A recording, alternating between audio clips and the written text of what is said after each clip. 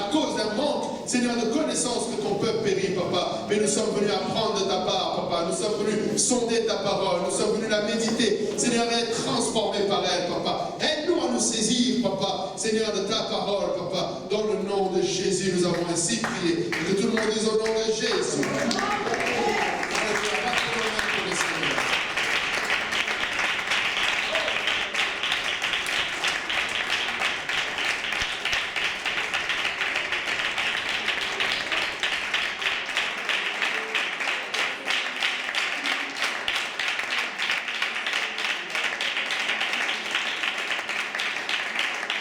Alléluia, alléluia. Merci Seigneur, et vous pouvez vous asseoir dans la présence de l'Éternel.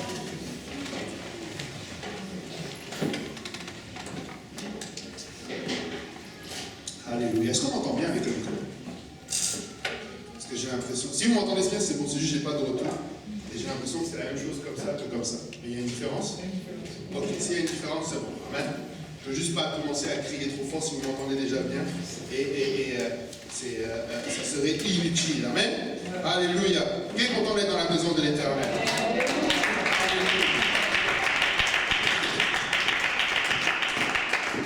Vous savez que le compte à rebours a commencé. Amen. Vous savez ou vous ne savez pas? Est-ce que vous savez que le compte à rebours, le décompte a commencé? Avec Carmel. De quoi je parle? Hein? Non, même pas, mais merci. Les élections aussi, le compte à rebours a commencé. Si vous n'êtes pas encore allé voter, c'est déjà fini pour les anticipations. Mais lundi, il faut y aller. Amen. Et allez-y. Même si on vous dissuade d'y aller, allez-y. Nous sommes allés voter avec mon épouse, arrivé au bureau de vote. On a dit, vous ne voulez pas venir lundi? Oui, non, c'est bon. Si vous m'entendez, c'est bon. Il voulait nous dissuader de voter. On dit, mais pourquoi vous ne venez pas lundi? On dit, mais on a dit qu'on peut venir voter aujourd'hui. Oui, mais lundi, ça sera plus vite. Je dis, on est là. Donc, même si on vous dissuade, faites-le. Amen, votez. Amen. Et aussi, si je peux me permettre, autant nous, avec un micro, on n'a pas le droit de parler politique, mais vous avez le droit entre vous. Hein. Vous avez le droit entre vous, vous avez le droit avec vos collègues de travail, vous avez le droit avec vos amis. Et je dis ça parce qu'on a croisé une chrétienne qui n'était pas au courant de certaines choses, des programmes des partis politiques, et on a pu lui éclairer, et elle était contente d'avoir cette information. Donc, ce que vous savez, partagez-le. Amen. N'hésitez pas à le partager. N'allez pas seulement voter, mais incitez aussi vos amis, vos proches, vos familles d'aller voter. Amen. Allez-y en gang, allez-y à plusieurs. Allez chercher ceux qui sont pas de voiture. Bougeons. Amen. Mais nous voulons voter. Amen. Nous voulons voter. Nous ne voulons pas juste rester spectateurs de ce qu'il se fait. Écoutez ce qu'il se dit. Informez-vous. Et ne vous informez pas seulement sur TikTok, surtout les jeunes. Amen. TikTok là et Instagram, c'est des condensés de choses. Amen. Tu commences à discuter avec des gens, ils ont des très bons arguments, mais très faux. Parce que c'est des arguments TikTok, des arguments Instagram et autres là. Mais allez regarder au fond des choses et surtout, essayez de convaincre quelqu'un d'aller voter. Amen. Vraiment, c'est important. Merci Marie-Carmen pour ça. Mais ce n'était pas ça mon décompte. Il y a un autre décompte qui a commencé. Jésus revient. Le décompte, il a commencé il y a longtemps. Mais oui, effectivement, il y a ce décompte-là. Mais il y a un autre décompte. Aïe, je pensais que vous étiez pentecôtiste. La Pentecôte, c'est 50 jours après Pâques. Amen. Oui ou non? Amen. Donc le décompte a commencé. Amen. Il est ressuscité. Amen. Il s'est apparu aux apôtres et aux 500 frères. Non, il était moins que ça. Et ils se sont présentés et il est resté pendant 40 jours. Et après, il y a eu 10 jours où ils ont prié. Amen. Donc là, nous sommes en train d'attendre la naissance de l'Église. Écoutez, quand c'est l'anniversaire de quelqu'un, il y a les décomptes qui se font, non? C'est notre anniversaire, l'anniversaire de l'Église dans 40 minutes. Nous devons anticiper. Nous devons anticiper. Quand il y a des fêtes qui se font là, je ne sais pas pour vous, mais chez moi là, mes enfants, quand c'est leur fête, c'est préparé dès le lendemain de leur fête. Amen. Ils sont déjà en train de préparer la prochaine fête. Amen. Donc nous devons préparer la fête. Nous devons préparer l'église. Nous devons préparer en prière. Nous devons commencer à anticiper nos invitations. Nous devons commencer à anticiper l'effusion l'onction du Saint-Esprit. Amen. Il n'y a pas... C'est pour ça qu'on est là. C'est grâce à ça qu'on est là. Et c'est pour ça qu'on est là. Amen. Nous voulons voir, alléluia, beaucoup d'âmes remplies du Saint-Esprit. Amen. Nous voulons une grande célébration de la Pentecôte. Nous voulons commencer déjà à anticiper. Amen. Alléluia. Merci Seigneur. Aujourd'hui, on va commencer une série. Amen. Et on va aller explorer comment faire pour être encore plus mature et marcher encore plus dans la maturité avec le Seigneur. Amen. Et le titre de cette leçon, c'est un peu d'assemblage est nécessaire. Amen. Un peu d'assemblage est nécessaire. Maintenant, j'ai une question. Qui ici a déjà acheté un meuble à monter soi-même? Ouais, plusieurs encore. Ça s'est bien passé? Qui ici, lorsqu'il a ouvert la boîte, a lu la notice, déjà a cherché la notice? Il y en a plusieurs. Ah, quand même. Il y a quelques-uns qui vont dire. Amen. Est-ce que vous êtes peut-être quoi, ici à lire tout avant ou au fur et à mesure? Qui lit tout avant? Non, moi je lis après. J'en viens à ça. C'est ma prochaine question. Alléluia. Justement, qui lit après? Amen. Et souvent, quand est-ce qu'on lit? C'est quand Arrête, quand ça commence à blinquer. Dès que ça ne ressemble plus à ce qui est sur la photo, il y a un problème. On l'a vu dans le magasin, on sait à quoi ça doit ressembler. Et là, on commence à le monter, et là, on se rend compte que, ça a bloqué. Amen. Et avec l'expérience, tu apprends non seulement à lire, mais même à compter les pièces. Tu apprends à t'assurer que tout est là. Parce que des fois, c'est même une vis qui manque. Des fois, tu es bien parti, mais te manque la vis. Et généralement, il est déjà 22h30. Le magasin est fermé. Et en tant qu'homme, tu avais promis à ta femme que tu allais réussir à monter cette armoire qui a fait 3 mois, elle est dans le carton. Et l'armoire est au milieu du salon. Et demain, il y a des invités qui viennent. Et là, tu commences à te dire, bon, là, je suis foutu. Amen. Mais la notice est importante. Amen. Alléluia. Et malheureusement, très souvent, ce qu'on fait, c'est qu'on espère être assez fort. Et une fois, je me rappelle, on avait acheté un meuble. Et il était très compliqué. Et il est venu sans notice. Et j'ai regretté qu'il n'y avait pas de notice. Des fois, quand ça arrive comme ça, là, tu te rends compte de l'importance de la notice. Amen. Mais nous allons voir que même dans notre marche avec le Seigneur, il est important, non seulement, nous avons la notice, nous allons le voir, mais de la mettre en pratique. Amen. Et de suivre ce qu'il y a à faire. Amen. Il y a beaucoup, malheureusement, de chrétiens aujourd'hui qui ont tendance à partager leur témoignage et partager un témoignage du moins d'un chrétien. Mais des fois, il semble que ce témoignage n'est pas vraiment ce qu'ils vivent. Ils vont témoigner ce que est un chrétien, comment un chrétien est dans la joie, comment un chrétien est patient, comment un chrétien aime. Mais quand ils le disent eux-mêmes, ils se grattent un peu la tête parce que ce n'est pas nécessairement leur reflet de leur propre expérience. Amen. Et cela devient encore plus évident lorsqu'il y a des situations un peu plus compliquées qui se présentent dans nos vies. Et là, il semblerait que malgré les luttes, les unes après les autres, on essaye, on prie, mais c'est comme si rien n'arrive. La question parfois peut sortir, mais que se passe-t-il? Amen. Ce n'est pas un manque de foi, parce que j'ai la foi en Dieu. Amen. Mais comment se fait-il que ma foi ne suffit pas? Amen. Comment se fait-il que ma foi en Dieu ne suffit pas? Mais regardez ce que Pierre nous dit. 2 Pierre 1, à partir du premier verset. 2 Pierre, chapitre 1, à partir du premier verset, on va lire jusqu'au verset 11. Simon Pierre, serviteur et apôtre de Jésus-Christ, à ceux qui ont reçu en partage une foi du même prix que la nôtre, par la justice de notre Dieu et du Sauveur Jésus-Christ. Que la grâce et la paix vous soient multipliées par la connaissance de Dieu et de Jésus notre Seigneur.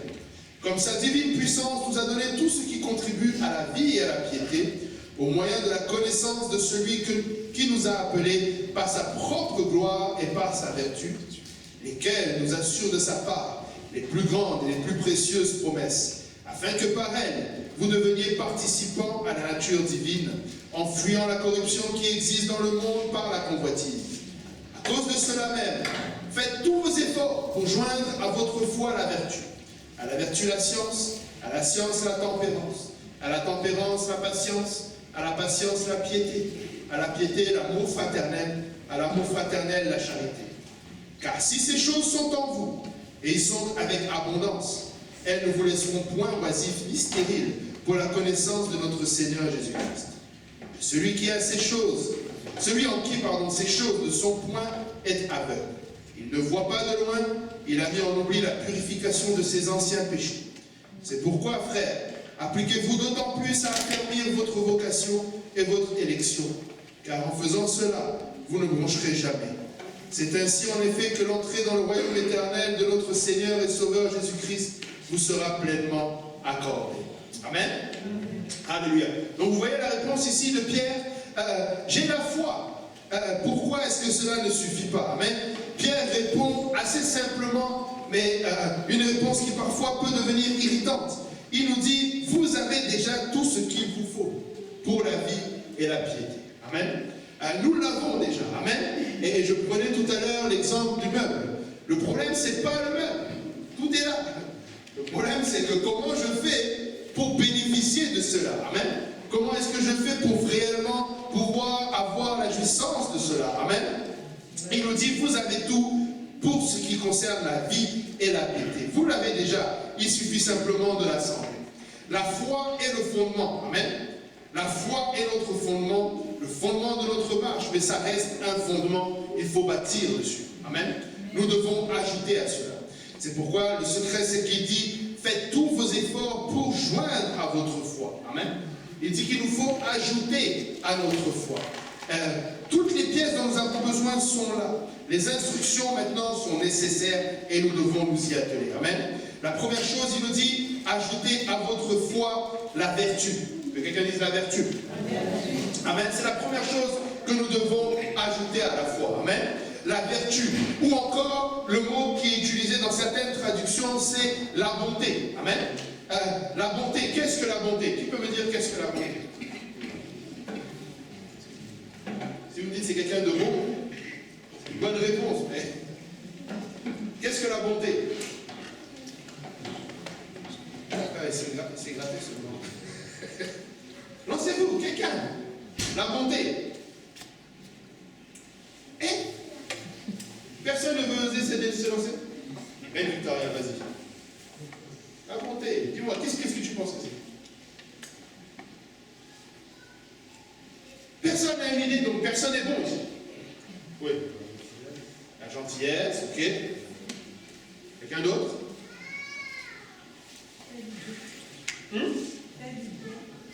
Faire du bien. Quelqu'un d'autre? La bonté. Pour les enfants, c'est de donner des bonbons. Amen. La bonté, tu deviens bon quand tu donnes des bonbons. Amen. Amen. Alléluia. Mais une chose qui est intéressante de voir, c'est que dans les trois réponses, merci pour les participants. Amen. Je vais donner $20 à chacun tout à l'heure. La prochaine question, tu vas voir les réponses. Et dans chacune des réponses, il y avait toujours une action qui était accompagnée. Avez-vous remarqué? Amen. À chaque fois, on va définir la bonté par rapport à l'action qui a été commise. Et effectivement, si tu donnes des bonbons à un enfant, tu es devenu tout simplement la bonté incarnée. Amen. Pour lui, tu n'es pas seulement bon une fois, mais tu es bon deux fois. Amen. Alléluia. Et donc, il y a plusieurs traductions, je vous disais, qui utilisent au lieu de la vertu, la bonté, ou aussi, vous allez voir, l'intégrité. Amen. Et c'est une bonne définition de la bonté, ou de la vertu, je devrais dire, d'utiliser le mot bonté ou également intégrité. Donc, lorsque Pierre dit que nous devons ajouter à notre foi la vertu, nous pouvons comprendre que nous devons ajouter à notre foi la bonté ou l'intégrité. Maintenant, ce mot-là, vertu, il n'est plus beaucoup utilisé aujourd'hui, et même le mot bonté est devenu assez difficile. Effectivement, parfois, certaines personnes vont être jugées par rapport à leurs actes, et malgré le fait que leurs actes ne sont pas toujours en accord, certains hommes politiques ont pu avoir des scandales. Il y avait eu un scandale il y a quelques années, pour ceux qui se rappellent, du président Bill Clinton, même s'il y en a eu plusieurs autres entre-temps. Mais si tu posais la question à l'époque aux Américains, qu'est-ce que vous pensez de Bill Clinton? Ils vont te dire qu'il est néanmoins un bon dirigeant. Ils essayaient de faire la différence entre certains actes qu'il a commis, mais voulaient quand même lui attribuer qu'il a fait des bonnes choses. Amen. Maintenant, la question que nous pouvons nous poser, c'est est-il possible d'être un bon dirigeant sans être un homme bon? Est-ce qu'on pourrait être un bon dirigeant sans être un homme bon? Et la Bible nous donne la réponse. Et cette réponse biblique, c'est que non. Amen. Selon la Bible, ce n'est pas parce que tes actes sont bons que tu es nécessairement un homme bon. Les Écritures jugent les rois d'Israël et de Juda sur la base d'une seule caractéristique qui est la bonté morale. Qu'est-ce que moralement, où est-ce qu'il se situe concernant la bonté d'un point de vue moral? De nombreux dirigeants compétents sont dénoncés dans la parole de Dieu parce qu'ils manquaient de bonté. Alors que d'autres que nous pourrions juger, nous faibles, sont loués parce qu'au contraire, ils avaient un cœur pur. Amen. Et sans bonté, la foi seule est inefficace. Amen. Sans la bonté, la foi seule est inefficace. Nous devons absolument ajouter à la foi la bonté. Amen. Mais encore une fois, comme je le disais tout à l'heure, souvent, nous n'avons pas vraiment compris ce que peut être la bonté. Parfois, nous voulons avoir l'air bien. Amen. Nous voulons avoir l'air bien, ou avoir l'air bon. Nous voulons nous sentir bien. Nous voulons même faire le bien. Mais ce que Dieu exige, c'est que nous soyons bons. Amen. Ce n'est pas seulement dans nos actions, mais que nous le soyons. Amen. Être bon conduit souvent à faire du bien, mais il faut être prudent, car une personne malveillante peut faire n'importe quelle bonne action. Amen. Elle peut aussi, si vous regardez Hitler, vous connaissez Hitler, ce dictateur, amen, et certains même vont dire qu'il a été élu majoritairement, parce qu'il donnait l'impression d'être quelqu'un de bon.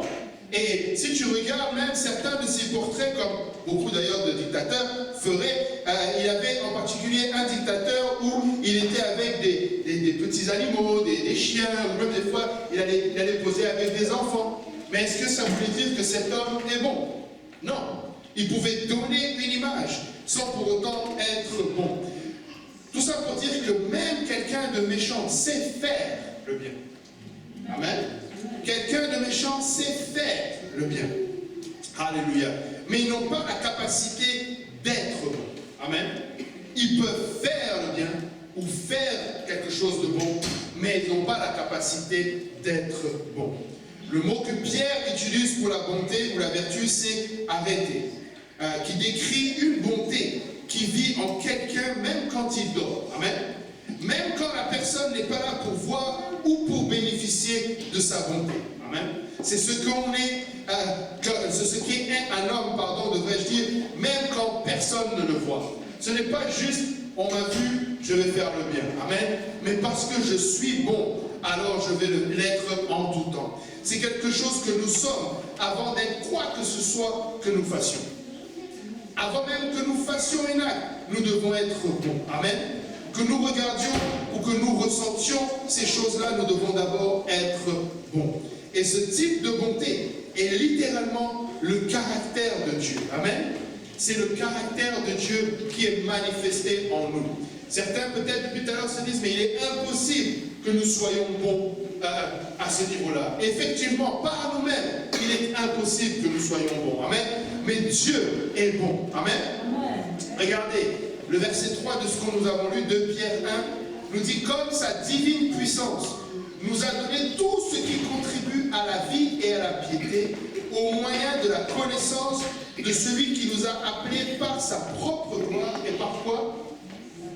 Sa vertu. Amen. Il nous a appelés par sa propre gloire et par sa vertu. Pierre utilise le même mot au verset 3 qui associe la gloire de Dieu à sa bonté. Amen. La gloire de Dieu vient de ce caractère moral, de sa bonté. Amen. Lorsque Moïse a dit « Montre-moi ta gloire », Dieu lui a répondu « Je ferai passer devant toi ma bonté ». Regardez Exode 33, versets 18 à 19. Exode 33, versets 18 à 19.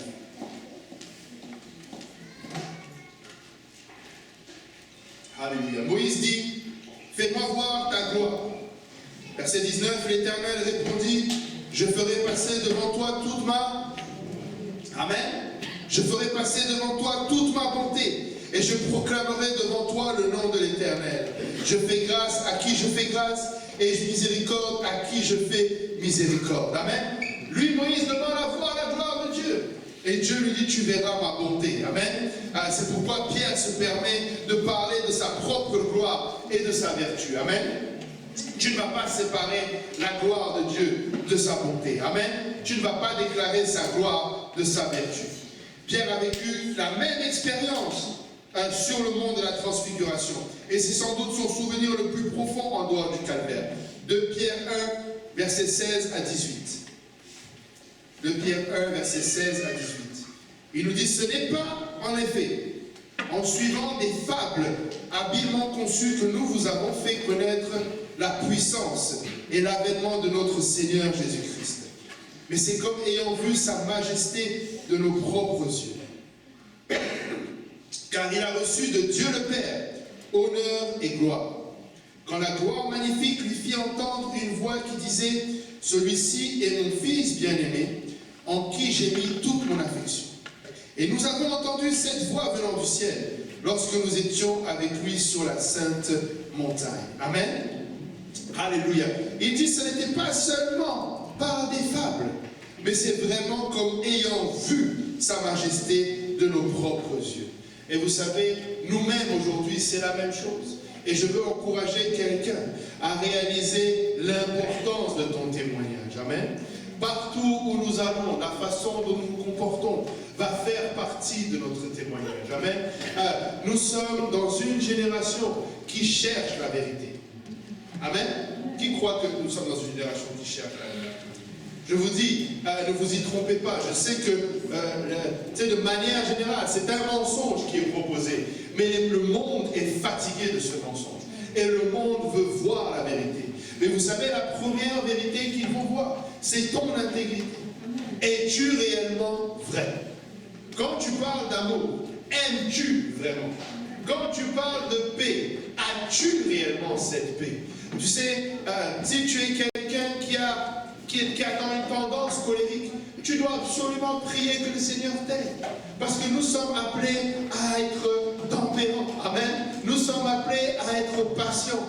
Mais si une moindre situation t'emporte, tu dois demander au Seigneur, Seigneur, je veux être intègre dans mon témoignage. Je veux pouvoir être une démonstration de la vérité. Amen. Et cela en tout temps. Même quand tu t'es fait couper sur l'autoroute, qui est pour moi le moment le plus difficile. J'essaie toujours, si ça peut aider quelqu'un, quand tu t'es fait couper sur l'autoroute, surtout quand tu viens à l'église, dis-toi que ta réaction peut être déterminée par le fait que cette personne vient à l'église. Si tu commences déjà à sortir par la fenêtre, tout, tiens chérie, tiens moi le volant, j'arrive, et tu ne sais pas si tu vas la croiser après. Amen. Nous devons, et je ne suis pas en train de dire, oui, parfois, honnêtement, c'est devenu contre nature. Parce que notre nature charnelle qui est déchue veut toujours réclamer cela. Amen.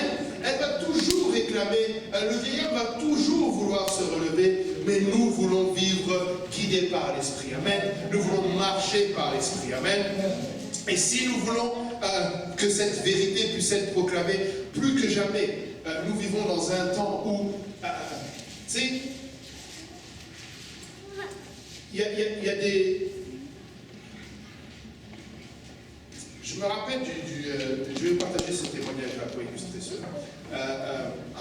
Son nom vient de m'échapper. Jake, voilà, Jake, c'est revenu. Jake, c'était un jeune garçon qui venait à l'église de Laval dans les premiers temps de nos études bibliques. C'était une des premières familles qu'on avait gagnées. Et Jake avait un passé difficile. Et tu sais, on essayait vraiment de l'accompagner. Il avait quoi, 14 ans, je pense, 14, 13 ans peut-être. Très difficile, très difficile. Et c'était difficile partout. Il a grandi sans son père, il a grandi dans un quartier très pauvre de Laval. À l'école, c'était compliqué. Et vous savez, très souvent, surtout dans la jeunesse, les enfants sont très souvent abandonnés et pensent que tout le monde va les abandonner. Et ça leur est très difficile de faire confiance. Ça devient très... Même quand tu lui offres des bonbons, pasteur Boaz, il va les prendre. Mais dans sa tête, c'est juste pour un temps. ou c'est juste pour obtenir peut-être quelque chose de lui. Et on essayait de montrer à Jake vraiment que non, on est là pour toi. Mais un jour, je me rappelle, je l'emmenais et puis il me disait, ah, je sais comment je vais finir. Je vais finir de toute façon dans un de ces appartements, je serai au chômage, j'aurai des problèmes. Il m'a raconté comment il se voit plus tard. Et ça m'a déchiré le cœur. Et j'essayais de lui dire, mais non, on est là pour toi, on va t'aider. Mais tu sentais que pour lui, non. Et ce que je veux dire, c'est que le monde est blessé. Quand tu es dans l'esclavage, tu es blessé. Tu sais, le Seigneur n'a pas été blessé pour rien. Il a été blessé parce que nous étions aussi blessés dans l'esclavage du péché. Quand la Bible parle de prendre le péché sur lui, ce n'était pas juste une démonstration de éventuellement ce à quoi allait ressembler le péché. Non, non, non. Le péché ressemble à Jésus-Christ sur la croix. Sauf que nous ne le voyons pas dans la chair. Quand quelqu'un est pécheur, il ressemble aux mêmes blessures que Christ sur la croix. C'est à ce point-là que notre âme est affectée. C'est à ce point-là que notre âme est blessée. Voilà pourquoi tu vas voir que quelqu'un qui est blessé va toujours repousser. Vous êtes déjà, qui s'est déjà coupé? Vous savez la petite coupure qui fait très mal. C'est des fois juste une petite coupure. Et quand vous étiez surtout enfant, et que vos parents voulaient mettre même de l'alcool ou quoi, qu'est-ce que vous faisiez? Vous enlevez le doigt. Vous ne vouliez pas. Et pourtant, c'était ça qui allait vous guérir. Mais vous étiez en train de fuir la guérison. Pourquoi? Parce que vous allez faire mal dans un premier temps. Amen. Et vous arrivez du mal à anticiper que ça va vous faire du bien. Et quelqu'un qui est dans le monde pécheur aujourd'hui a très souvent cette réaction. Voilà pourquoi il est difficile d'évangéliser des fois. Ce n'est pas que les gens veulent rejeter pour rejeter. C'est leur blessure qui les emmène à cette place. Ils ne veulent pas, ils ont parfois été tellement abusés, tellement que ton amour, ils n'arrivent pas à le voir. Tu te dis, mais qu'est-ce que je peux faire de plus? Je lui démontre mon amour. Continue ainsi. Ne persévère. Montre-lui que c'est ça la vérité. Amen. Je suis en train d'être intègre avec toi. Je n'ai rien. Et si je peux me permettre aussi, ce n'est pas parce que la personne a dit non qu'elle n'a plus le droit à tes appels, elle n'a plus le droit à ton bonjour, et tu commences à ignorer cette personne. Amen. Continue de parler avec cette personne. Continue d'interagir avec cette personne. Amen. Mais nous devons absolument démontrer cette vérité. Amen. Nous devons absolument chercher à être bons. Amen. Il nous dit, ajoutez à votre foi la bonté. Et ça, c'est plus qu'une simple hygiène chrétienne. Ce n'est rien de moins qu'une invitation à participer à la nature divine. Amen. Nous devons participer à la nature divine. Regardez verset 4. De 2 Pierre que nous avons lu. Il dit, lesquels nous assurent de sa part les plus grandes et les plus précieuses promesses, afin que par elles, vous deveniez participants à la nature divine, en fuyant la corruption qui existe dans le monde par la convoitise. Amen. Parfois, nous allons être bons avec quelqu'un et il va nous rendre du mal. Mais toi, persévère. Amen. Christ a subi cela à la croix. C'est pourquoi Paul dit, c'est pas que ça, comme ça fait, j'ai pas le verset en tête, mais il dit, il veut, ça m'échappe. J'allais dire partager, mais c'est pas partager, mais il accepte de souffrir comme Christ a souffert. Amen. Et tu dois voir la souffrance comme la même chose que Christ a pris sur lui. Amen. Continue d'aimer, même si le retour, entre guillemets, n'est pas aimable. Amen. Même si en retour, tu ne reçois pas le même amour que tu as donné. Amen. Alléluia. Et nous voulons participer à la nature divine. Le vieux mot anglo-saxon pour bon était le même mot que pour le mot Dieu. Parce que Dieu est bon. Amen. Dieu est bon. Les Écritures regorgent de références de la bonté à la bonté de Dieu. Le psalmiste a déclaré « L'Éternel est bon envers tous » au psaume 145, verset 9. Et lorsque Dieu était sur la terre en présence de Jésus, la Bible dit simplement qu'il était allé de lieu en lieu, faisant du bien. Amen. Acte 10, 38. Aller de lieu en lieu, faisant du bien. Amen. Que ce soit un objectif chaque jour quand je me lève. Seigneur, je veux faire du bien. Je veux être bon. Amen. Regardez avec moi Matthieu chapitre 19. Matthieu chapitre 19 et le verset, à partir du verset 16 jusqu'au verset 20. Matthieu 19, verset 16 nous dit, et voici, un homme s'approcha et dit à Jésus, Maître, que dois-je faire de bon pour avoir la vie éternelle? Et il lui répondit, pourquoi m'interroges-tu sur ce qui est bon? Un seul est bon. Amen. Un seul est bon. Si tu veux entrer dans la vie, observe les commandements. Lesquels, lui dit-il? Et si je fais une pause juste ici, dans ces deux versets, si vous lisez dans les évangiles, dans les autres évangiles, vous allez voir qu'il l'a appelé bon maître. Donc non seulement il voulait savoir ce qu'il faut faire de bon, mais il a déclaré que Jésus-Christ lui-même était bon. Et lorsque le Seigneur lui répond par cette question, c'est parce que le Seigneur se pose la question, es-tu conscient que tu viens de déclarer que je suis Dieu? Amen. Le Seigneur était en train de lui dire, pourquoi est-ce que tu m'interroges sur ce qui est bon? Un seul est le bon. Amen. En d'autres termes, le seul qui peut vraiment être bon, c'est Dieu. Donc là, ce jeune homme était en train de déclarer que Jésus-Christ est Dieu. Verset 18, il dit, Jésus répondit, tu ne tueras point, tu ne commettras point d'adultère, tu ne déroberas point, tu ne diras point de faux témoignages, honore ton père et ta mère, et tu aimeras ton prochain comme toi-même. Le jeune homme lui dit, j'ai observé toutes ces choses, que me manque-t-il encore?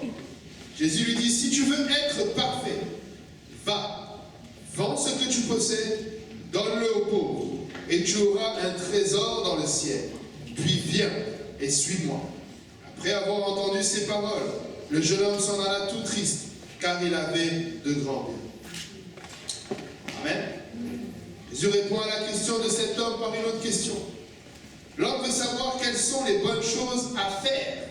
Quelqu'un dit à faire. Quelles sont les bonnes choses à faire pour éviter la vie éternelle?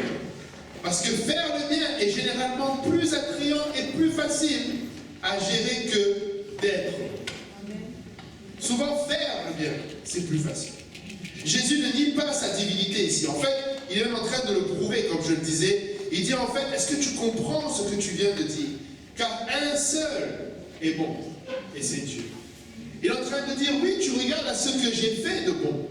Mais si c'est bon ce que j'ai fait, ce n'est pas parce que...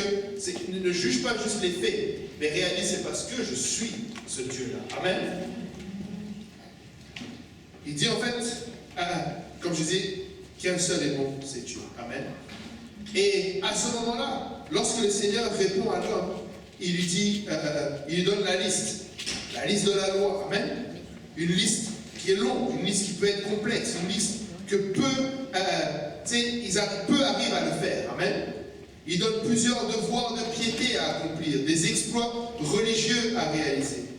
Et une fois qu'il a donné à l'homme toutes ces règles de bonne conduite, l'homme s'en va triste et malheureusement avec une défaite. Pourquoi? Parce qu'il réalise qu'il ne peut pas tout faire. Il réalise que cette dernière liste que le Seigneur lui a donnée, il n'arrivera pas à le faire. Et la raison, c'est que, enfin, ce que nous devons réaliser, c'est que personne ne peut arriver à tout faire sans l'aide de Dieu. Amen. En dehors de Dieu, personne ne fait le bien. Romains 3,12 nous dit, il n'en est aucun qui fasse le bien, pas même un seul. Amen. Aucun qui fasse le bien, pas même un seul. En dehors de Dieu, rien de bon ne vit en nous. Rien de bon ne vit en nous. Romains 7,18 nous dit, ce qui est bon, je le sais, n'habite pas en moi. C'est-à-dire dans ma chair. J'ai la volonté, mais non le pouvoir de faire le bien. Amen. Il a la volonté. L'apôtre Paul dit, j'ai la volonté. Alléluia. Mais je n'arrive pas à faire le bien. La seule façon d'y arriver, il faut que Dieu soit en nous pour que nous soyons. Amen. Il faut que Dieu soit en nous pour que nous soyons bons. Nous ne devenons pas bons pour obtenir Dieu. Amen. Il y avait cette question, je pense, dans le débat. Amen. Nous ne devenons pas bons pour obtenir Dieu. Amen. mais nous obtenons Dieu pour devenir bon. Amen. C'est Dieu qui va nous aider à devenir bon. La seule solution à notre problème de péché, c'est la puissance du Saint-Esprit. Amen. Parce que c'est lui qui va produire le fruit de l'Esprit dans nos vies. Amen. Sans le dépôt du Saint-Esprit, on ne va pas y arriver. Et le Seigneur est volontiers de déverser son esprit sur toute chair. Mais nous devons l'accepter. Amen. Nous devons le prendre pour pouvoir porter de ce fruit. Le mot moderne le plus exact pour bonté serait le mot intégrité. Et l'intégrité vient de la même racine que le mot intégrer. Et c'est ce qu'il signifie. Il faut que le cœur et les actions soient intégrés. Amen. Il faut que si je fasse quelque chose, que ça parte d'un cœur qui est bon. Amen. Je ne le fais pas juste pour paraître. Parce que de toute façon, et ça des fois on aime bien le rappeler, il n'y a que Dieu qui va nous juger, n'est-ce pas? Il n'y a que Dieu qui va nous juger. Mais c'est encore plus vrai quand vient le temps de paraître bon. Amen. Certaines personnes vont vouloir avoir un bon témoignage. Mais le témoignage, là, s'il ne part pas d'un bon cœur, c'est... et ça ne manque jamais. On partageait cela avec le pasteur Kaozi, je pense que c'était lundi ou mardi quand on déposait... non, lundi, je pense, quand on déposait le pasteur. C'est le temps finit toujours par révéler. C'est difficile, si ce n'est pas du cœur, que ça dure. Amen. Il n'y en a qu'un seul qui est éternel, amen, et qui ne change pas. Mais très souvent, quelqu'un va essayer d'avoir, quand tu donnes un témoignage qui n'est pas le tien, avec le temps, là, ça devient difficile. Amen. Ça devient difficile. C'est pourquoi n'essaye pas d'être quelqu'un d'autre. Amen. Parce que sur la longueur, là, ça devient très difficile. Avez-vous, j'avais eu un ami qui ment tellement qu'il oublie qu'il a menti. Vous l'avez eu.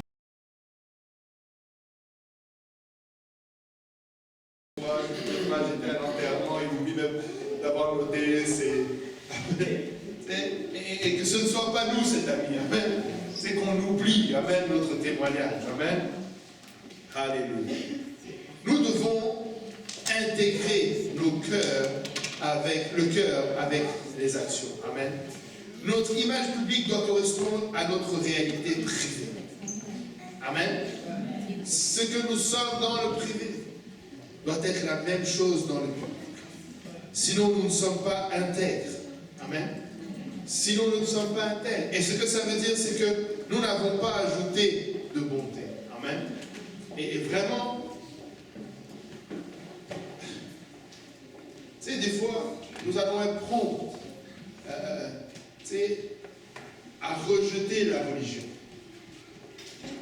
Tu sais, et j'ai même des fois, bon, je ne vais pas ouvrir une porte ici, sinon je risque de ne pas être capable de complètement la refermer avant de partir. Tu sais, on est prompt à juger la religion. On va dire, ah non, il ne faut pas, la religion, c'est pas bon, c'est quelque chose de pas bon. Mais des fois, on est encore plus religieux que certains religieux. Et qu'est-ce que je veux dire par là? C'est que nous vivons de manière non intègre. Et c'est-à-dire, nous sommes religieux. Quand tu fais quelque chose qui n'est pas réellement toi, là, c'est de la religion. Amen. Parce que c'est ça la religion. C'est observer quelque chose pour obtenir quelque chose. S'il faut que je prie 3 fois, je vais prier. Quand tu pries, ne prie pas pour que tu puisses juste dire que tu as prié 1 heure comme le pasteur demande. Tu ne viens pas à la veillée de prière juste pour qu'on voie que tu es venu à la veillée de prière. Viens parce que tu as reçu l'appel dans ton cœur du Seigneur pour prier. Amen. Tu viens pour Dieu. Amen. Certes, nous venons aussi pour être équipés, pour être ensemble, l'armée. Amen. Mais viens pour que Dieu te touche ou pour toucher Dieu. Amen. Ne fais pas les choses parce qu'on va te voir. Ne fais pas les choses parce que, c'est comme le pasteur, il disait, j'aimais bien cette illustration. Quelqu'un qui a une belle voiture va avoir, s'il se garde devant, oh, il se met en avant. Mais quelqu'un qui a une voiture où il manque une roue, lui, il va se garer loin. C'est la même chose. Tu ne veux pas qu'on voie ta vieille voiture, c'est le même sentiment, au fond. Amen. Mais, nous devons simplement demander à Dieu de sonder notre cœur. Amen. Et si je peux me permettre cela aussi,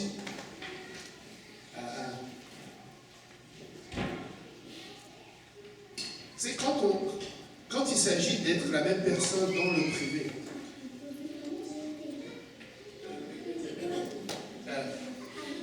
Je fais attention à ce que je dis. Vous remarquez, je cherche les mots. Amen. Je suis sûr que je vais avoir une majorité de oui, ne faites pas défaut. Vous allez être d'accord avec moi, et très souvent on va le dire, oh, même le pasteur ne peut pas te juger, c'est Dieu qui va te juger, right? Le pasteur ne va pas te juger, amen. Mais alors pourquoi on agit comme si c'était le cas? Et quand on arrive devant, on ne veut pas lui faire voir réellement qui on est. Le pasteur n'a pas pour objectif de te juger, il a pour objectif de t'aider. Son rôle, c'est pour la perfection des saints. Il n'est pas là pour juger les saints, pas plus que Jésus-Christ lui-même est venu pour juger le monde. Il est venu pour sauver le monde. Et le rôle du pasteur, c'est de parfaire les saints. Donc si tu as de la difficulté avec quoi que ce soit, sois transparent avec ton pasteur. Parce que c'est là où il va pouvoir t'aider. Et il va pouvoir te dire, ok, alors essayons ceci. Peut-être que, essayons cela. Tu sais, bien sûr, quand nous enseignons, quand le pasteur Kaouzi enseigne, nous enseignons la généralité. Amen. Nous enseignons la généralité. Mais peut-être que toi, individuellement, dans tel ou tel domaine, tu as besoin d'abord de passer par une autre étape ou une autre étape. Et c'est correct. Amen. Tu sais, ne nous jugeons pas. Je sais que ça, si je le dis, ça ne changera rien. Mais je devrais plutôt dire, ne t'inquiète pas du jugement, puisqu'il n'y a que Dieu qui juge. Mais venons ici avec l'objectif que Dieu nous aide. Tu sais, honnêtement là, et je parle parce que je vois beaucoup de gens souffrir de ce que les gens vont penser.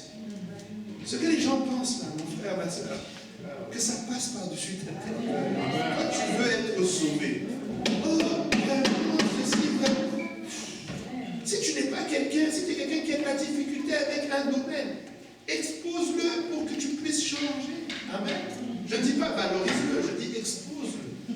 Je veux que le Seigneur nous aide, amen.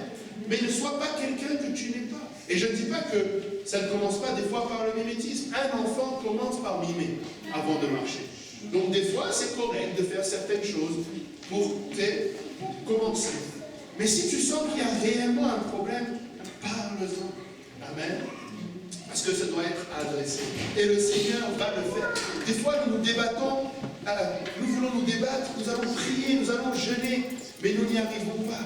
Parce que c'est un travail d'équipe. Je sais que le Seigneur est capable de le faire, mais c'est un travail d'équipe. C'est pour ça qu'il y a des pasteurs, des docteurs, des prophètes, des apôtres. C'est 5 ministères pour l'Église entière. Amen. Et nous devons absolument chercher à avoir cette intégrité. Amen.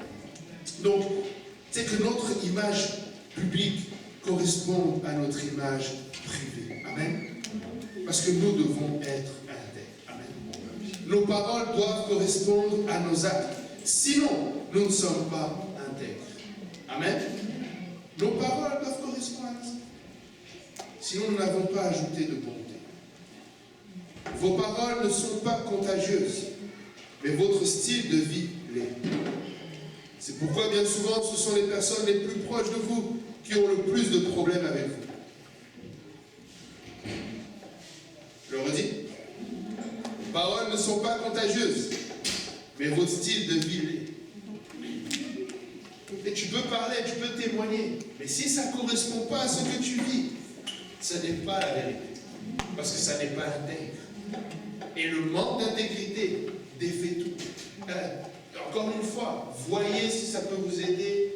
N'oubliez pas, c'est un peu comme le pasteur Hazard a dit, tu sais, de voir nos frères musulmans, c'est comme les gens pris dans un système. Ils sont prisonniers de ce système-là. Mais dites-vous que quand quelqu'un n'est pas en Christ, il est aussi dans un système. Il est pris au piège dans ce système. Et il est blessé. Frères et sœurs, quelqu'un, la parole de Dieu est claire. Celui qui n'a pas l'esprit de Christ ne lui appartient pas. il n'appartient pas à qui? Au prince de la paix. Donc s'il n'appartient pas au prince de la paix, c'est qu'il n'a pas la paix. Même si tu as l'impression que tout va bien, il n'a pas la paix. Très souvent nous allons voir, non, lui il est en paix. Non, on ne parle pas d'une paix matérielle, on ne parle pas de... On parle de la paix à l'intérieur. Amen. Il n'a pas la paix. Amen. Et il a besoin de ce que tu as. Amen. Il a besoin que tu le contamines. Amen. Il a besoin que tu puisses, par tes actions, par qui tu es, ton style de vie, le contaminer. Amen.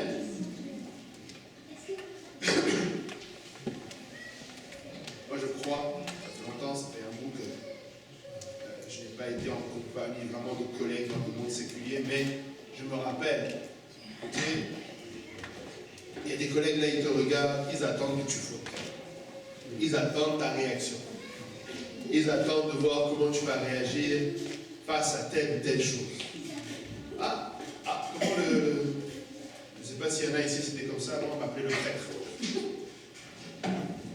Je me rappelle une fois, j'étais au travail et puis j'étais en train de lire ma Bible et puis là il y a un collègue qui vient et fait « Non mais tu n'es pas sérieux. Jusqu'à tu lis la Bible ici ?» J'ai pas eu le temps d'ouvrir la bouche. Qu'un de mes collègues tatoué de la tête aux pieds, cheveux rouges, a sauté. « Hey, laisse-le tranquille. Déjà qu'il y en a un parmi nous qui est pieux là, laisse-le tranquille. Laisse-le faire ce qu'il veut. » Je me raconte, là je vous le dis version light, version propre. Après, il s'est retourné, je dis, t'inquiète pas, je suis avec toi. Merci. Et pourtant, ce n'est pas celle que j'aurais pensée. Mais elle voit, amen. Et il y en a d'autres qui attendent, qui veulent voir. Est-ce que ce que tu offres est réellement vrai? Et ils écoutent ton témoignage. Si je peux me permettre, là je vais créer des trucs là. Si je peux me permettre, n'achetez pas l'idée qu'il y a de ces discussions qui ne sont pas bonnes au travail. On ne parle pas de religion. Pourquoi? Si quelqu'un parle de religion, tu parles de religion. Je ne te dis pas de nécessairement être toujours l'initiateur de cette discussion, mais si quelqu'un parle, tu parles. Et tu défends ta cause. Et tu parles de ton Dieu. Et n'hésitez pas, il y a un débat avec la sagesse, mais tu parles. Et pendant que tu parles, quelqu'un t'entend. Pendant que tu témoignes, quelqu'un t'entend. Oh non, il y a de ces sujets-là, c'est difficile de ne pas y toucher. Oh, tu parles, je parle. Sinon, je suis privé dans mon droit de parole. Liberté d'expression, c'est pas normal. Tu n'as pas. C'est pas vrai que les chrétiens ne devront être juste des poubelles à recevoir ce que le monde offre. Nous pouvons être des mégaphones pour que les autres entendent. Amen. Nous pouvons aussi parler.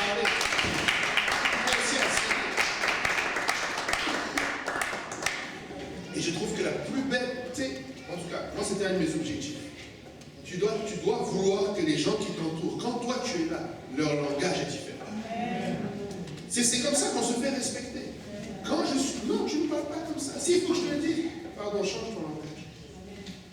Tu sais, j'ai déjà eu des réunions où j'ai dit, regardez, je comprends, on est dans un endroit libre, mais est-ce qu'on pourrait éviter tous les mots blasphémateurs? Tu sais, si on pouvait avoir, tu sais, est-ce qu'on peut être juste des adultes civilisés hein, et parler correctement? Tu sais, si vous voulez parler chez vous comme ça, il n'y a pas de problème. Mais moi, tu sais, quand vous faites vos réunions de, tu sais, ça c'est mon côté un peu, c'est les réunions des ressources humaines pour savoir si le climat de travail est bien. Ben, profitez-en pour dénoncer si, parce que des fois là, c'est malaisant. Tu es là, tu es juste en train de vouloir travailler, tu quittes le travail, tu dois d'abord passer 3 heures de repentance pour tout ce qui a été dit et toute la colère que tu as eue à l'intérieur de toi. Amen. Mais pour ça, ça prend que toi-même tu sois intègre. Parce que si toi tu participes aux discussions, bon ben là, on va te dire attends, tu étais la dernière fois avec nous, tu rigolais, puis là maintenant tu veux faire celui qui. Non. Amen. Alléluia. Nous devons avoir les paroles qui sont intégrées avec nos actions. Le cœur est intégré plutôt avec nos actions. Paul nous donne 2 principes pratiques pour être bon. Romains 12, verset 9. Que la charité soit sans hypocrisie. Amen. Que l'amour soit sans hypocrisie. Ayez le mal en horreur. Attachez-vous fortement au bien. Amen. Ayez le en horreur. Attachez-vous fortement au bien. Nous devons aimer sans hypocrisie. Amen. Je ne t'aime pas juste parce que je peux obtenir quelque chose de toi, ou je ne t'aime pas juste par intérêt, même simplement pour que tu viennes à l'église, mais je t'aime réellement. Amen. Le pasteur Hazard nous avait prêché à Laval. Nous devons voir les âmes à travers la valeur que Jésus-Christ a, c'est-à-dire son sang. Amen. Vois-les à travers du sang de Christ. Amen. Et aime-les pour ce qu'ils sont. Amen. Et tu sais qu'ils ne sont pas ce qu'ils projettent. Amen. Ils ne sont pas ce qu'ils projettent. Romains 12, 21. Ne te laisse pas vaincre par le mal, mais surmonte le mal par le bien. Amen. Surmonte le mal par le bien. Paul nous dit, tenez bon. Amen. Tenez bon à votre intégrité. Il recommande de vaincre le mal par l'intégrité. La seule façon de vaincre le diable est d'être le même en privé qu'en public. Le diable ne craint pas nos paroles. Amen. Il ne craint pas nos paroles. Si vous n'avez pas un témoignage. Amen. Vous devez avoir le témoignage qui suit. Il ne craint pas tes louanges si tu ne pries pas. Je vais le redire. Il ne craint pas tes louanges si tu ne pries pas. C'est pourquoi un peu d'assemblage est nécessaire. Amen. Nous devons ajouter à la foi la bonté. Amen. Alléluia. Prions que le Seigneur demeure en nous. Amen. Qu'il change nos cœurs. Amen. Qu'il crée en nous un cœur pur. Amen. Qu'il renouvelle un esprit bien disposé. Amen. Alléluia. Est-ce qu'il y a des questions? Oui. Oui, j'ai une question un peu là, concernant toujours la bonté, quoi. Dans le sens où je sais qu'il y a des personnes que peut-être qu'on a rencontrées dans le monde ou sur notre chemin qui paraissent naturellement bons, qui sont prêts à aider, qui sont prêts à secourir. Et là même, je me pose souvent cette question. On est sauvé par la foi à l'œuvre de l'Antéchrist. Est-ce que on peut être jugé aussi par le caractère qu'on porterait, disons, à la fin de notre vie, quoi? C'est ce que je me demande très souvent comme question, quoi. Parce qu'il y a certaines, on peut être chrétien, mais le caractère qu'on porterait là est très difficile, très compliqué. Je me pose souvent la question, est-ce que il y a la Bible nous recommande d'avoir les dons et le fruit du Saint-Esprit en nous, la patience, la bonté, la bénédiction. Mais des fois, tu remarques qu'il y a certains caractères qui sont un peu très difficiles. Mais la personne est sauvée, la personne est dédiée, la personne croit en Christ, il s'est fait baptiser, il a le Saint-Esprit, mais le caractère est difficile. Est-ce qu'il peut être jugé, condamné ou par le caractère? Plusieurs versets nous viennent pour répondre, mais je pense qu'il faut aller étape par étape. Si on parle déjà de quelqu'un qui n'est pas chrétien, tu sais, le meilleur exemple à donner, il y a des gens qu'on croise qui sont juste bons. Bon, celui-là, oui. Ils sont juste bons. Ouais. Et moi, je ne peux pas dire aussi que leur bonté cache nécessairement quelque chose. Peut-être qu'ils sont bons, et ça émane vraiment de quelque chose, ils ont été bien élevés, ils font quelque chose de bon. Et là, on pourrait presque voir, si je prenais un exemple, c'est Corneille. Il était pieux, il faisait des louanges à Dieu, il faisait même des aumônes, et il y a des gens qui sont très bons. Et là, moi, je dirais que déjà, pour eux, s'il n'a pas du tout été sauvé, il n'a pas du tout obéi à l'évangile, ça ne l'exempte pas d'obéir à l'évangile. Ça le prépare peut-être mieux à entendre l'évangile et à recevoir l'évangile, mais il aura quand même besoin d'obéir à l'évangile pour être sauvé. Le salut s'obtient que par la foi en Jésus-Christ et l'obéissance à l'évangile. Peu importe le fruit que tu portes, ça va devoir d'abord passer par une nouvelle naissance. Et ça, c'est plus un acte tu sais, on vient de fêter Pâques, tout le monde a rendez-vous avec la mort. Amen. Tout le monde a rendez-vous avec la mort. Et la Bible est claire. Et ça, c'était un de nos prédicateurs, Johnny James, qui disait, si tu veux mourir une seule fois, tu dois naître 2 fois. Et si tu nais une seule fois, alors tu vas mourir 2 fois. Pourquoi? Parce que si tu n'es pas né de nouveau, ben, tu ne pourras pas ressusciter. Amen. Christ n'a pas vaincu la mort à la croix.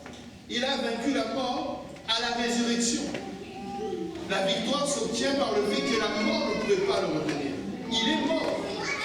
La victoire est obtenue par le fait qu'il avait le sang parfait et que donc la mort ne pouvait pas le retenir. Et donc quelqu'un qui est bon, la mort va le retenir parce que le sang de Christ n'est pas sur lui. Donc ça c'est pour celui qui n'a pas encore appliqué. Maintenant pour celui qui a déjà obéi à l'évangile, concernant le fruit, déjà c'est le fruit, amen. Mais le Seigneur dit, celui qui porte beaucoup de fruits va être émondé pour qu'il en porte encore plus. Et celui qui n'en porte pas sera émondé, il sera coupé et jeté au feu. Donc le Seigneur s'attend à ce que non seulement nous ayons, parce que le fruit, on est d'accord que le fruit vient de la semence. Amen. Le fruit est dans la semence. Le fruit est dans Christ. Amen. Donc tous, nous pouvons porter le fruit. Personne ne peut être disqualifié de porter le fruit parce que c'est lui le Seigneur. On est juste les sarments. Mais comment se fait-il que certains sarments portent beaucoup de fruits et d'autres pas beaucoup de fruits? Et c'est là où le Seigneur vraiment parle de... C'est lui qui va s'arranger ça. Maintenant, moi je crois que ce que ça veut dire, c'est que... Oui, parce que je voulais juste porter l'attention. Personne ne va être... Le salut ne s'obtient pas par le jugement. C'est-à-dire, une fois qu'on est sauvé, la parole de Dieu nous parle que les morts en Christ ressusciteront premièrement, et nous qui sommes restés serons transformés. Amen. Et nous serons devant le tribunal de Christ, mais pour recevoir des récompenses. Donc ce n'est pas une question de salut. Mais si quelqu'un ne va pas aller au ciel, c'est parce qu'il n'aura pas porté des fruits, qu'il aurait été émondé avant. Et ça se peut, parce que Christ l'a dit. Amen. Et il ne parle pas de quelqu'un, c'est la même question, je pense, un peu qu'il y a eu dans le débat, ou c'était venu après ça. Non, c'était mercredi dernier. Peut-on perdre le salut? Parfois, on va perdre le salut parce qu'on manque de fruits. Parce que, et encore là, réalisez bien. Et ça, j'aime me le rappeler parce que quand je dis ça, je parle pour moi premièrement. Quelqu'un qui ne porte pas de fruits, c'est parce qu'il ne veut pas porter de fruits. Parce que Christ porte du fruit. Ce n'est pas possible que Christ ne porte pas de fruits. Et ça, des fois, on a du mal. Oui, mais la personne, frères et sœurs, nous avons tout ce qui concerne la vie et la piété. Mais est-ce que nous sommes volontiers d'assembler? Est-ce que nous sommes volontiers de prier Seigneur? Parce que tu disais, il y a des gens qui ont des caractères difficiles. Et effectivement, chacun a un niveau de là où il doit travailler. Mais travaillons, demandons au Seigneur, Seigneur, aide-moi. Seigneur, j'ai besoin. Écoutez, je me rappelle, c'était Pasteur Achille qui avait prêché ça. La première fois que je l'ai entendu, il disait, si tu vois quelqu'un... Il n'était pas pasteur, là, il était frère Achille, là, seulement, là, c'était il y a 12-13 ans en arrière. Il dit, si tu marches et que tu vois des gens qui ne sont pas sauvés et que ça ne te fait rien, tu as un problème. Je suis rentré chez moi, j'ai dit, Seigneur, j'ai un problème. Ah, je vous dis, je suis rentré, j'ai dit, j'ai un problème. Et je demandais, Seigneur, j'ai prié, donne-moi la compassion, qu'est-ce qui se passe avec moi? Parce que je n'étais pas à cette place-là. Et vous savez ce que le Seigneur m'a fait? Il m'a fait rentrer au 9 à 1. Et c'est là-bas que j'ai appris à avoir la compassion. Et c'est là que j'ai vu la détresse. Et c'est là que j'ai entendu un homme de 65 ans m'appeler en détresse. Et il pleure parce qu'il a bu. Et que s'il ne l'aide pas là, il va boire tout le reste de son salaire. C'est là que j'ai eu des appels, je vous passe tous les détails, mais c'est là que j'ai réalisé que les gens souffrent. Et ils ont besoin de Dieu. Tu sais, des fois, c'est peut-être pas, moi je ne suis pas quelqu'un de très graphique, là, moi je me fais pas, tu sais, quand tu vois les âmes dans l'enfer qui brûlent, moi je ne suis pas là-dedans. Mais quand tu réalises la souffrance de quelqu'un, moi personnellement c'est comme ça que j'ai... Tu sais, des fois on oublie. On a la paix, on pense que tous les foyers sont en paix. Non, ce n'est pas tous les foyers où tu manges que tu es en paix. Ce n'est pas tous ces foyers-là. Mais honnêtement, quelqu'un prie, Seigneur, aide-moi à aimer, Dieu va le faire. Aide-moi à être patient, Dieu va le faire. Mais sommes-nous volontiers de demander à Dieu? Donc ce n'est pas vraiment que c'est un jugement qui va être porté. Mais des fois, on pense que personne ne va aller au ciel parce qu'il n'est pas par force. Viens quand même. Non, viens. Non. Tu vas aller au ciel, tu seras avec le Seigneur parce que tu as veillé et prié. Parce que tu as persévéré. Parce que tu as combattu. Parce que tu as dit, Seigneur, je suis là. Seigneur, je suis là. Seigneur, je suis là. On ne peut pas se reposer. On ne peut pas arriver à une place où j'y suis arrivé. Paul, d'ici je puis. C'est Paul. En tout cas, moi je suis loin d'être un Paul. Amen. Je ne sais pas pour vous. Et ce n'est pas, je ne suis pas en train de fermer la porte du ciel à qui que ce soit. Mais je veux juste enlever cette idée que, c'est comme si, une fois même j'ai dit à quelqu'un, vous savez, Dieu ne nous doit rien. Si nous réalisions à quel point sa sainteté est indissociable, il est saint. Et il ne va rien permettre de souiller dans le ciel. Et si quelqu'un a une tâche et qu'il refuse que le sang de Christ nettoie cette tâche, il ne rentre pas. Vous vous rappelez de la parabole des noces? L'homme était assis. Il était déjà assis, prêt à manger. Le Seigneur dit, mais pourquoi tu n'as pas la Bible? La Bible dit quoi? Il avait la bouche fermée.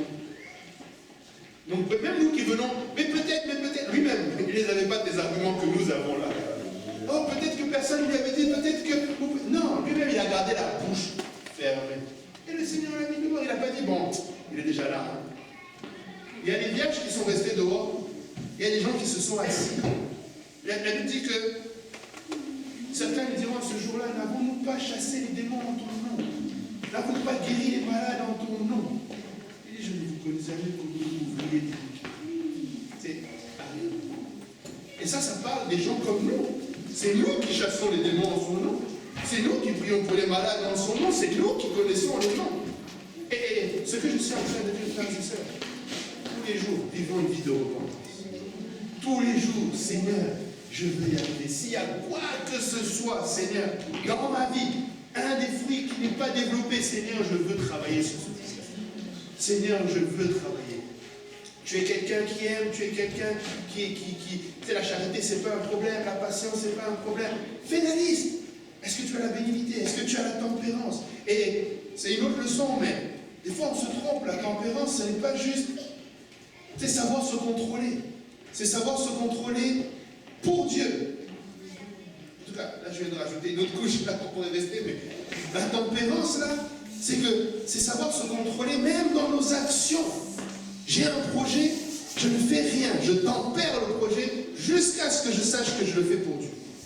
Et là, je suis tempéré. Souvent, la tempérance, on va penser que c'est juste la colère. Non. La tempérance, ça veut dire je ne fais rien précipitamment. C'est pourquoi Paul dit même imposer les mains, je ne le fais pas précipitamment. Je le fais parce que je suis dans le plan de Dieu. Je prie dans le plan de Dieu. Rappelez-vous les témoignages de nos frères dans des pays, que ce soit musulmans, difficiles. Ils doivent prier, Seigneur, à qui je parle. Ils doivent être tempérants. Le zèle est là. Ils ne sont pas prompts, ils ne veulent pas juger, ils ne veulent pas trier, ils ne veulent pas... Non, toi tu vas aller en enfer, non. Mais ils doivent être tempérants.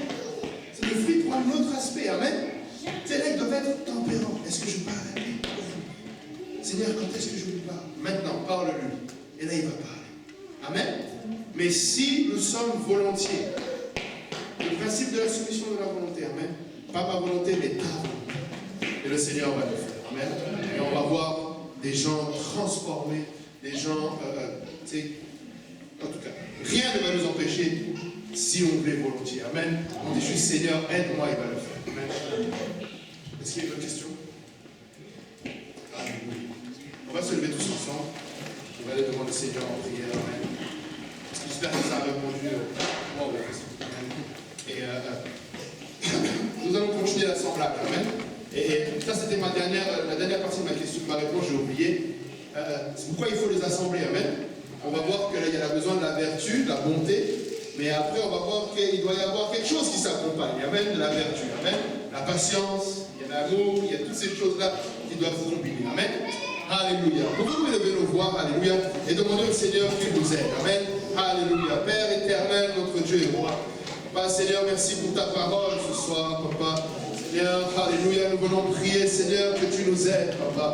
Seigneur, alors que nous réalisons, Papa, que tu nous as tout donné, Papa, Seigneur, pour la vie et la piété, Papa, Seigneur. Papa, Seigneur, nous voulons, Seigneur, comme, Seigneur, l'apôtre Pierre, Seigneur, nous le dit dans ta parole, Papa. Seigneur, nous voulons, Seigneur, pouvoir assembler, Seigneur, et ajouter à notre foi, Papa, Seigneur, la bonté, Papa, Seigneur, alors que nous réalisons que, Seigneur, ce n'est pas seulement, Seigneur, faire les actions, Papa, mais vraiment être comme tu es, Papa. Seigneur, je viens prier que tu nous aides, Papa, que tu nous remplisses encore, Papa, de ton Esprit Saint, Papa. Seigneur, que nous puissions marcher en intégrité, Papa. Oh Père éternel, aide-nous, Papa. Aide-nous, Papa, dans nos faiblesses, Papa. Seigneur, aide chacun d'entre nous pour la gloire de ton nom, Papa. Apprends-nous, Seigneur, à davantage, Papa, pratiquer la bonté, Papa, mais aussi à être bon comme tu es bon, Papa, à voir et à laisser, Seigneur, que ta gloire, Papa, soit transparente, Papa, à travers nous, Papa. Seigneur, qu'elle puisse, Seigneur,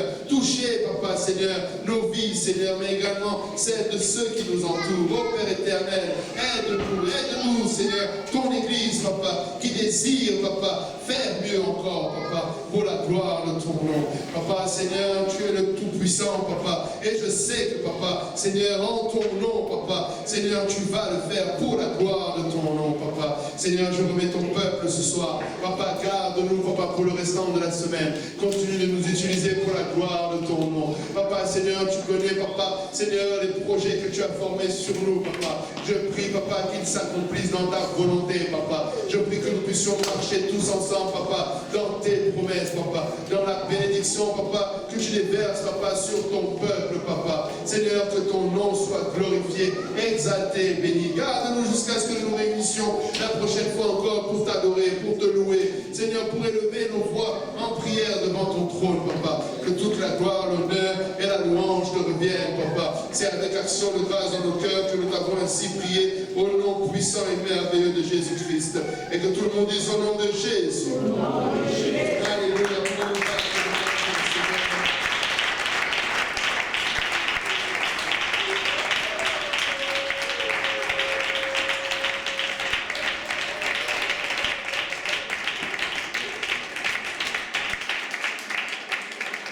Alléluia, que le Seigneur vous bénisse et qu'il vous accompagne. On se voit vendredi pour la veille de prière. Amen. Alléluia.